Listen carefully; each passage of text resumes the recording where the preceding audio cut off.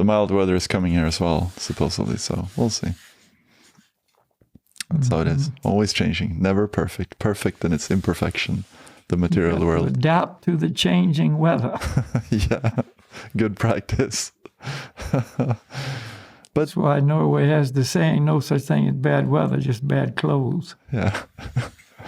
Exactly. Yeah.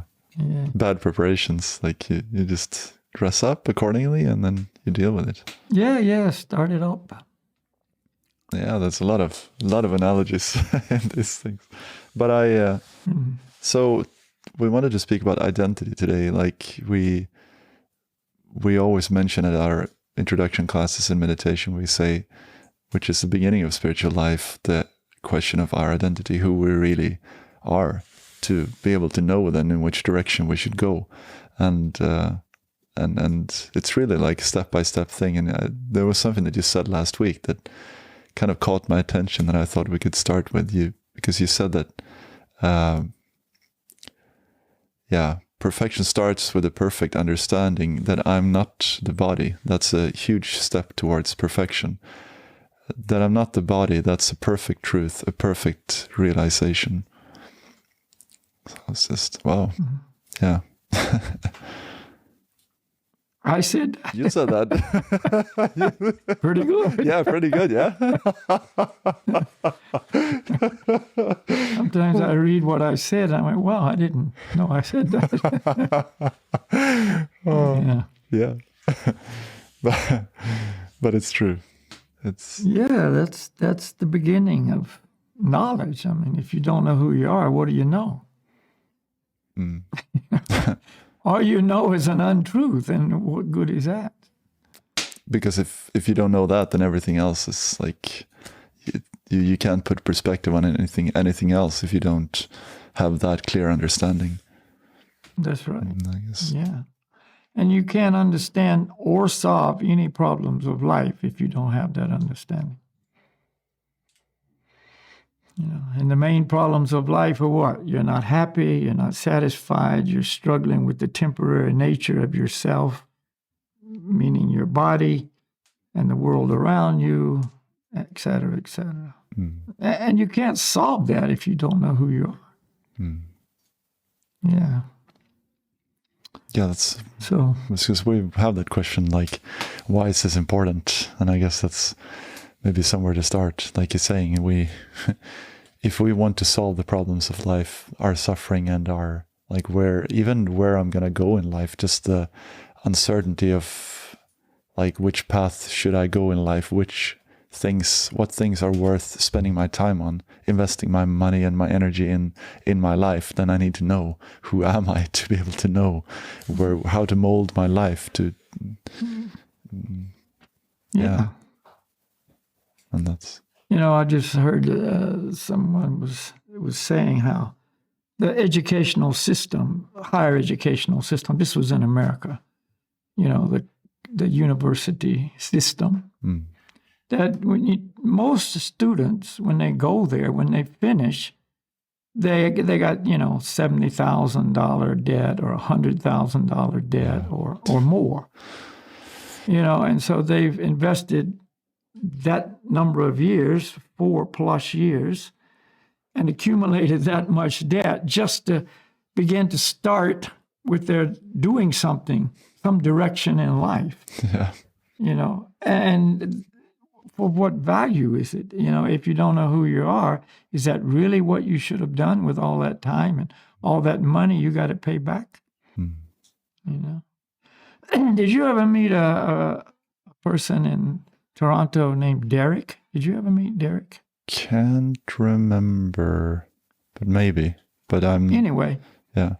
He was around for many years, and he was, is in his mid to late 40s, and he's still paying off his debt to university. Yeah. Driving the last time, I haven't seen him in a while, but driving a courier car 6 days a week to pay off his education debt. Oh, wow. and what did it get him? It got him a job as a courier driver. You know. Yeah. So I was just thinking, what was that about? Yeah, well, just reminds me of there's another friend of mine here in Tromsø, and I think many of us maybe go in that same trap. What she had done was she was kind of promised. We are all promised this promise of, if you only do that, if you only go that path, it's gonna be resolved. You're gonna find your way. You're gonna get into work that suits you. And so she did that, and she got the nice education, and she just couldn't get a job anywhere. Like, she's still struggling to get a job, and she just has such a bad what is it called? Esteem? Yeah, exactly. Self-esteem, due to that fact. Like, she feels like that she built her whole life on that. Like, she's going to get this nice education, finally be able to satisfy the desires of her parents, and be someone, to just feel like you're part, actually, you're contributing some way. And then she doesn't get a job, and then it's just like failing. You're not good enough, and it's all a big illusion. Like, that's going to make you happy. And I'm not blaming her in a sense, because it's the whole society is promising that, like, it's giving you that lie. Yeah, that's the influence of society. Yeah. And we've talked about it many times, that everybody's influenced by society, the other people around them, etc. So we're actually just reflections of the influence that have been projected upon us. Like your friend, I mean, she's just a reflection of that. Yeah. But look what it's done to her. It's basically all the hard work just took her to a low place. And then, So yeah, I guess we're getting off the subject a little bit, but our identity is so important. So, as we always try to make clear to people, we take our information, we take our guidance from the Vedic scriptures and from the spiritual master. I mean, that's what we use as our source of knowledge, information, influence, if you will, guideline. So the message that is very prominently presented there is, you are not your body. There's two energies, right? There's material energy, which comprises the material world, basically. And then there's a spiritual energy. And so that is who we are. We're in that category of spiritual energy. But we're a tiny spark of that spiritual energy. See, they describe it as atomic in size. So that small particle of spiritual energy, which is basically ourself, is encaged. It's oftentimes described like that, encaged. Like stuck in a temporary body made of material energy. And therefore, we, under the influence of, it's called Maya, or the illusory energy of the material world, identify ourselves as being the material body. And so that's who we think we are. So if we're in a male body, then we consider ourselves male, or female, if it's the opposite is true. Yeah. If we're born in Sweden, I'm Swedish. And that can be very, very strong, that identity. I'm still like, when people come to classes and they say or I even hear that they have a Swedish accent, and I'm like, oh, are you from Sweden? Yeah. Oh, yeah, I'm as well. And then you... I don't have that problem, but if an American comes over here to Kazakhstan and, wow, where are you from, America? Like, oh, yeah. So we identify with that, our country and our race, Caucasian, Negroid, whatever the racial extraction is. And of course, the family identity is very strong. We belong to this family. And on it goes.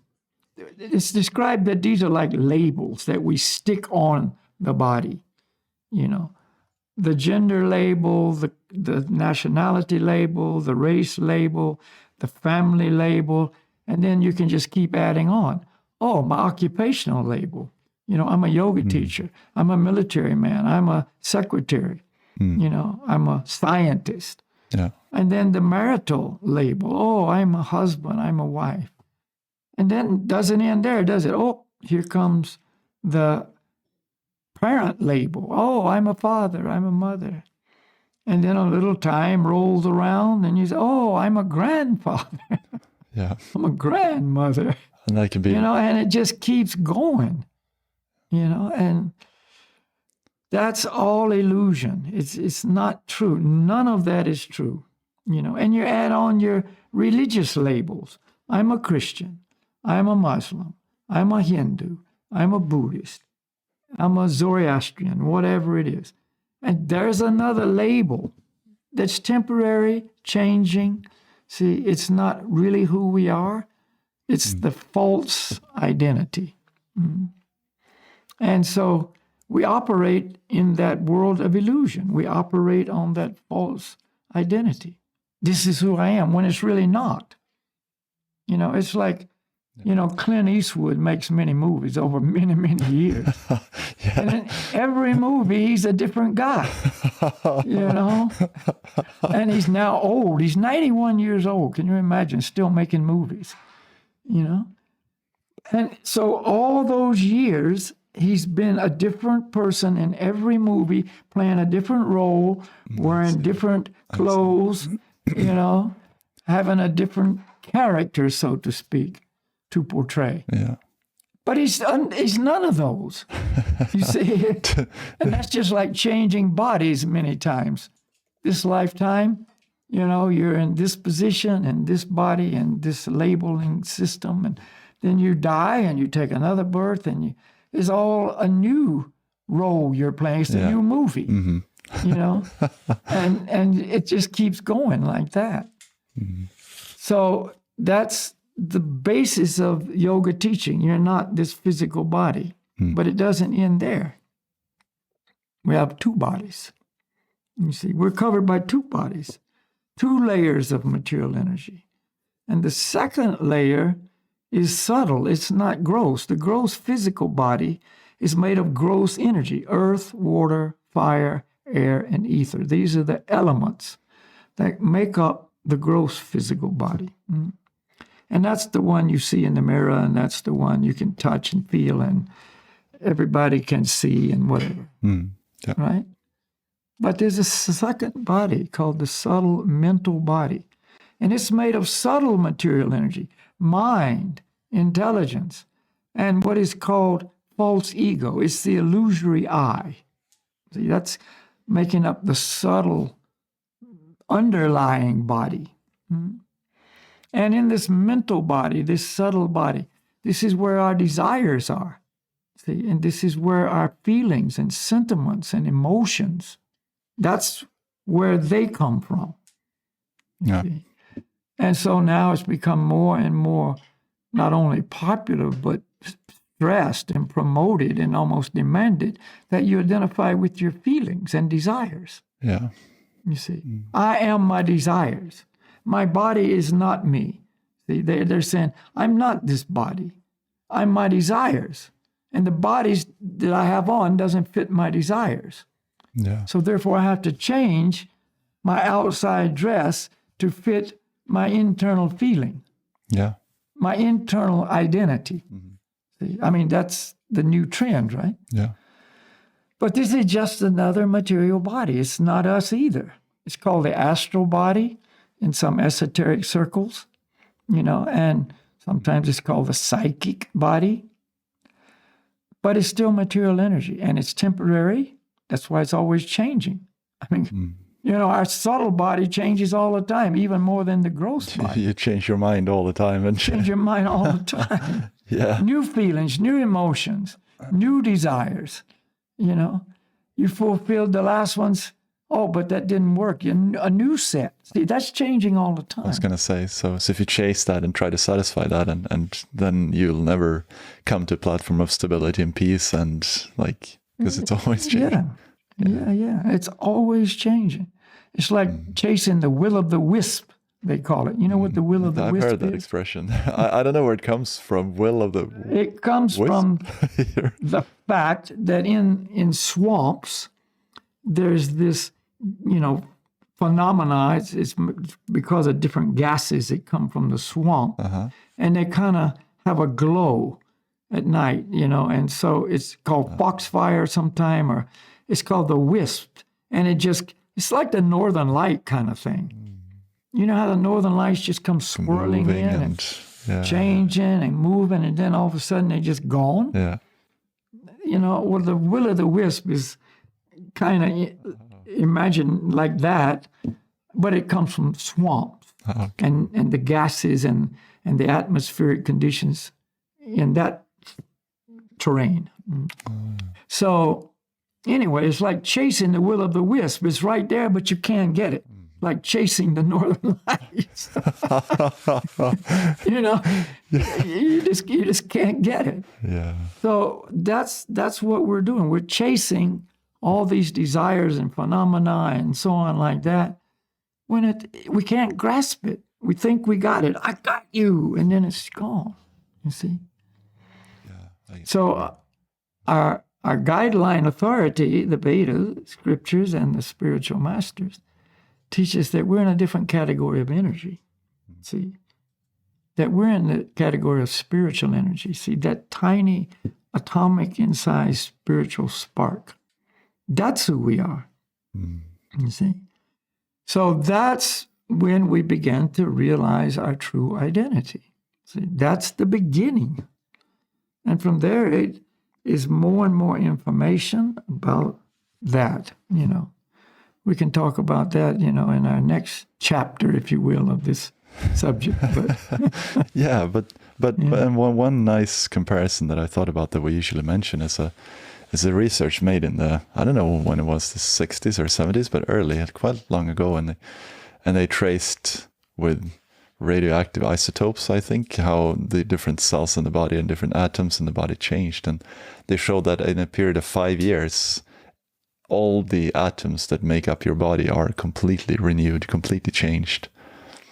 And there was a friend of mine that compared that to like having a brick of walls that is completely red at the beginning. That's your body. Let's say when you get born or something, and then you take out one red brick every day when you eat, for example, when you eat food, and then you put in a green brick instead. And after a period of 5 years, the whole wall will be green, like new. Everything will be renewed. Idea being that I'm the same. I'm not changing. Yeah. So the body's always changing. And they even, in that study, I remember that study, it was in Oak Ridge, Tennessee. Exactly, yeah. Yeah, and that was in the early 80s, I think. Oh, yeah, okay. And so, anyway, they found that, the lining of the stomach, those cells, they last 5 days. Every 5 days, they change.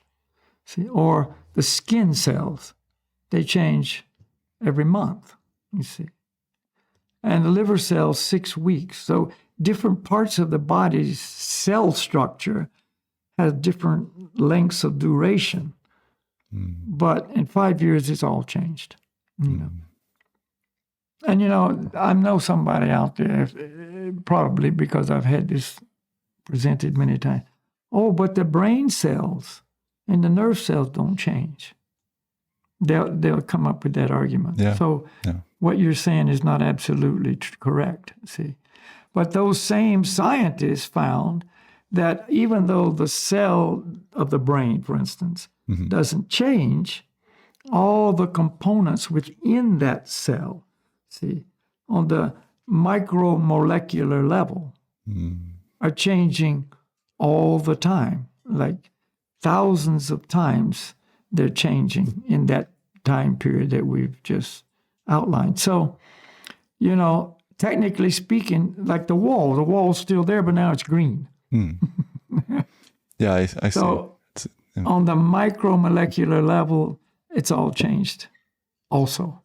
And then, but how about people who would say then that, I don't know, the information is still like, it's not being changed. They could say the word like the DNA or the information that's been copied and passed on. Like, copied is the word.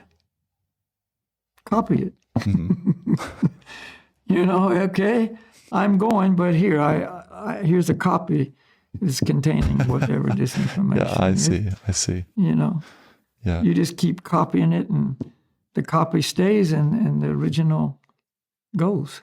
But we're not. But we're not being copied. Like we're not the being that's being copied. It's just a vehicle that's being copied. Yeah. So, and you know, take it to another level of changing the body completely at the time of death. You know, the soul leaves the body at the time of death. I mean, that's what death is. But, and that for the life, because the soul is the life, so the life departs from the body. That's why the body no more has life. That's what they call a dead body, a lifeless body. There's no life there. But that soul, which is eternal, because all spirit is eternal, takes birth in another material form of some type. And therefore, the same person, but now he's in a new movie. It's like the Clint Eastwood that he took rebirth in the next movie. That's a good comparison. Yeah, and now he's got another role to play. You know, maybe his role last life was, you know, in a male body, and he was a scientist or a musician, whatever. And now he's got a new role to play. What if he took birth as an animal, say, in a dog body? You know, now he's got a completely different role. Okay, this movie, you're a dog, you know. And he's very good at playing the part because he's got the body, he's got the mentality, he's got the consciousness, you know.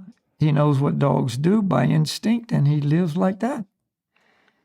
You know, but he's still the same person, now enclosed in that dog life. But and he thinks he's a dog. This is part of the illusion. I was going to say, like, he doesn't remember his previous. Normally, at least, we don't remember our previous roles that we've been playing. Now he's the dog. See? And, you know, the next lifetime, he's whatever. He's the cat because he was always meditating on cats. So, you know, next lifetime, he gets a cat body. And then he goes Before he was chasing the cat, now he's running from the dog. You know? It's how the material world is designed. It's the structure of the material world. And if we don't know who we are, we don't know what's going on at all. Yeah, and on that topic of you know, animals, I don't know if, maybe you know that. So the soul is one, and I mean not, but there are not different souls. Like animals don't have different souls than humans have. I guess that's the point that I wanted to come to, which is some misunderstanding that some people have, and something that's hard for people to be able to relate to. For me as well in the start, like especially that there could be a life particle exactly the same in quality as me, but a separate individual, like in a plant that's standing there as my Christmas tree. Not really a traditional Christmas tree. It's but like there's a person in there just the same as me. I mean that's amazing. That it could be a person in a dog body. I think most people can maybe kind of relate to that. But that this palm Christmas tree would have a spirit soul living in there. That's hard to relate to. Yeah, until you know, familiarize yourself with this understanding more and more. Yeah. And then you realize if life is the spiritual particles, spirit souls, that's what life is.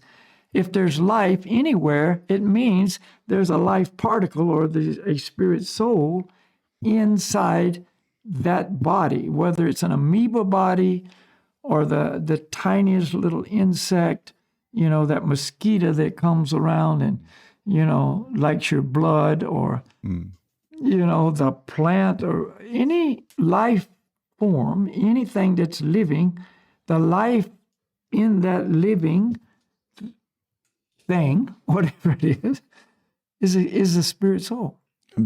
And because of the symptoms that arise or that are apparent when the spirit soul is present, right? Yeah. There's growth, for instance, even in a plant. Yeah. There's growth. Yeah. But dead plants don't grow. As soon as a plant dies, which means the soul leaves, all those life functions stop. Mm-hmm. The growth stops. You can water it. I don't care how much you water it.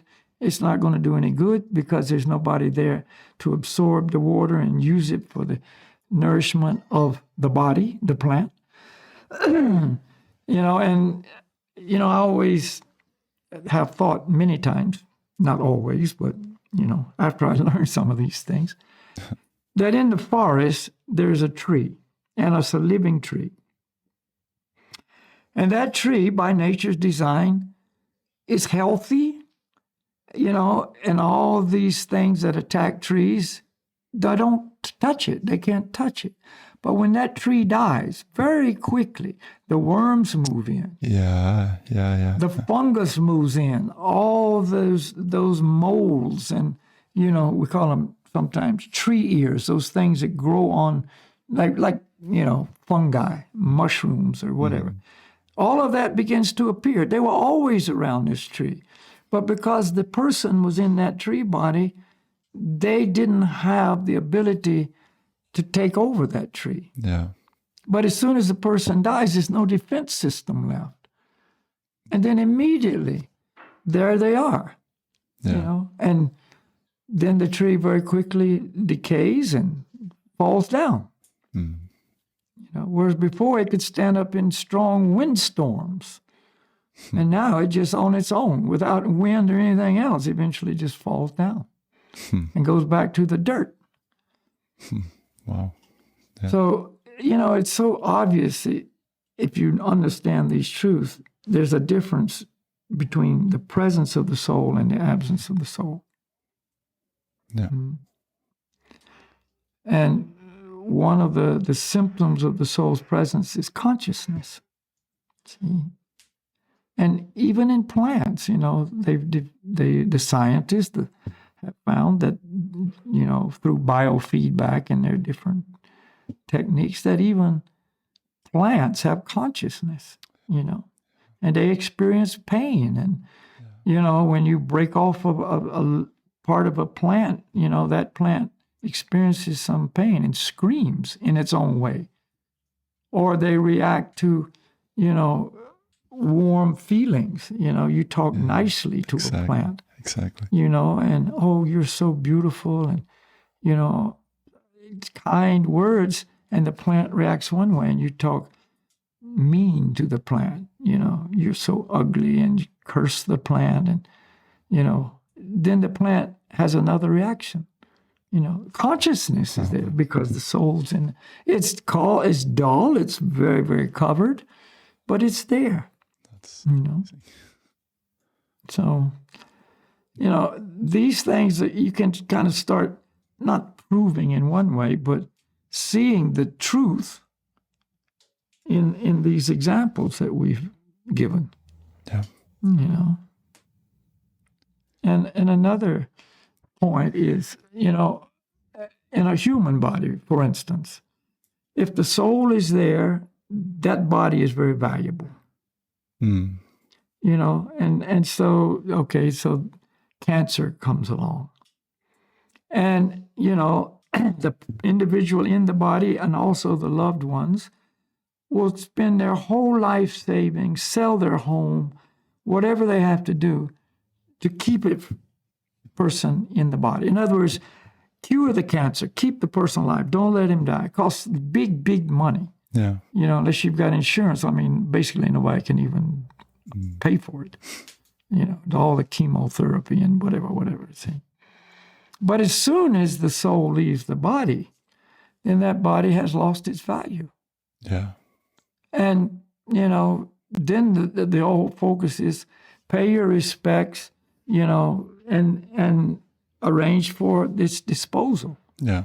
You know, take it to the funeral home, get it embalmed if you're going to bury it, or take it to the crematorium and, you know, have it cremated and, you know, put it in a grave or put it in an urn and whatever. But in other words, the value immediately disappeared with the departure of the soul. Yeah. You know. Yeah. Yeah. So because it's just mad. You know, so many things are obviously clear if you just understand the basic principle. Maybe we should have a little kirtan and we'll, you know, set a period for the first part here and we'll do the second one. Continue later. Yeah. All right.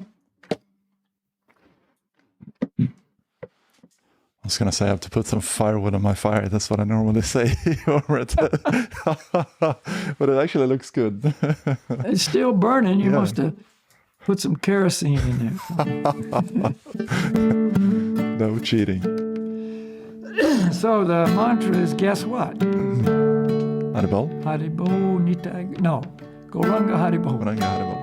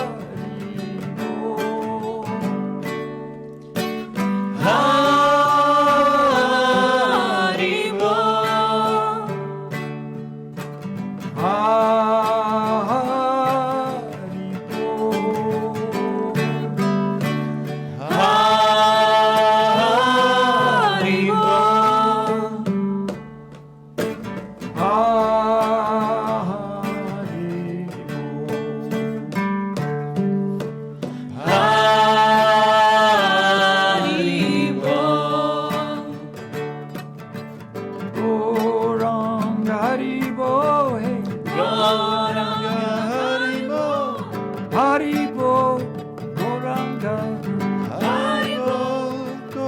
Haribo,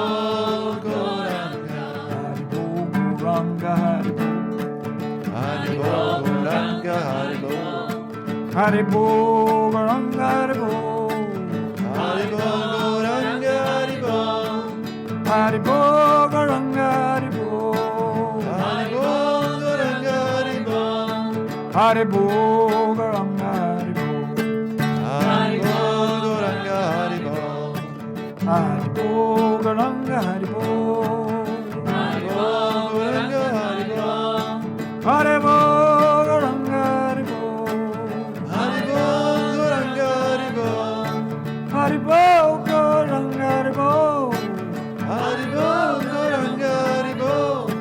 Haribo, Goranga, Haribo, Goranga, Haribo.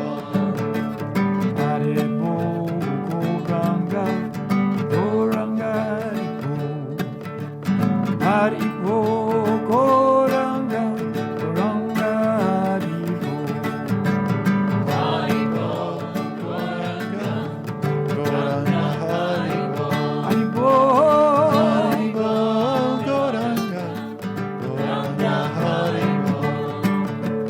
Haribo, Goranga, Goranga, Haribo.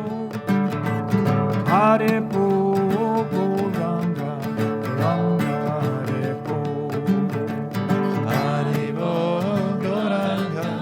Goranga, Haribo. Haribo, Haribo, Goranga, Goranga, Haribo. Haribo.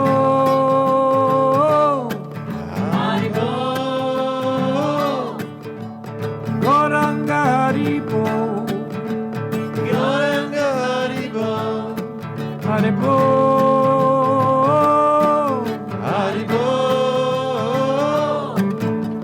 Goranga, Haribo. Goranga, Haribo. Goranga, Haribo. Goranga, Haribo. Haribo, Haribo. Haribo, Haribo. Haribo.